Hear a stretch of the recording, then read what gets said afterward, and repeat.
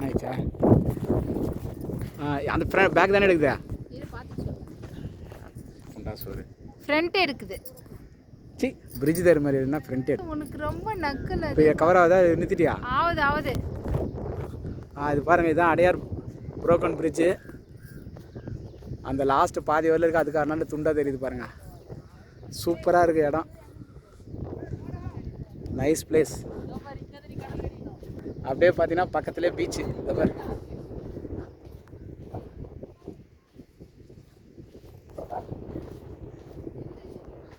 சூப்பராக இருக்குப்பா.